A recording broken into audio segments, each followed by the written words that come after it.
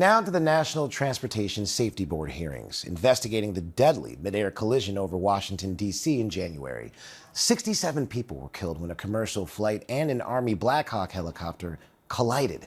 And over 3 days, investigators from the NTSB questioned officials from the FAA, the Army, and other parties as they continue their investigation into what caused the crash.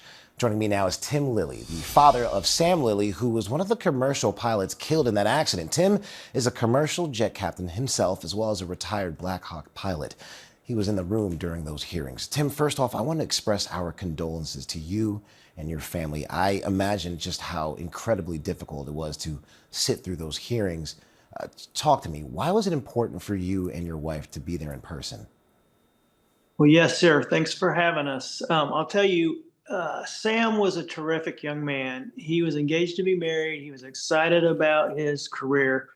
My wife was looking at wedding venues this very day that this accident happened. So we went from looking for a place for him to get married to a place to lay his body to rest. And no family should have to go through that. So we went to these hearings because we want to have a voice and make sure that this doesn't happen to other families.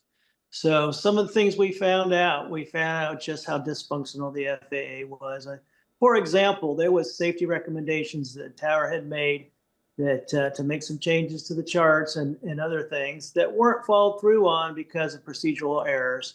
And this was over several years. And then just for an example of how dysfunctional it was there, after this accident, and everybody knows after an incident, the air traffic controllers need to do drug and alcohol testing. Well, alcohol testing was never done.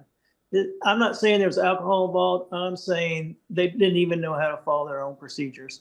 So there's a lot of problems at the FAA, but the main problems that came to light were with the Army. The Army's Mr. Van Vechten, who was the senior instructor pilot at that unit just 6 months before the accident, he testified.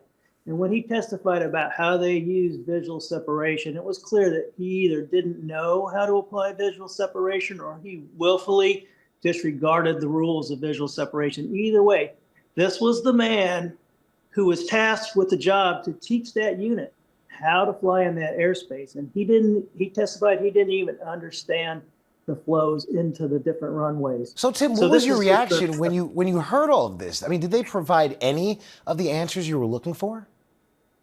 Well, I'll tell you, I have done a lot of research and study on this, and being a Black Hawk pilot, I knew a lot of this beforehand, but what this confirmed to me was that this accident happened years before the actual crash on the 29th. And so we need accountability, but more than accountability, we need to make the changes that are going to keep this next accident from happening.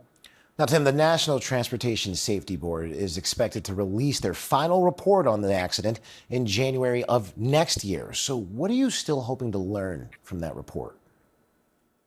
Well, I think that most of the important information is out, but it's going to be good to see the final report in writing and the recommendations that they have. You know, most of the recommendations that the NTSB make often don't go followed. And so what we're hoping that a tragedy of this size will kind of make some changes there, and we'll get some of these recommendations to actually come through and save this next accident from happening whatsoever.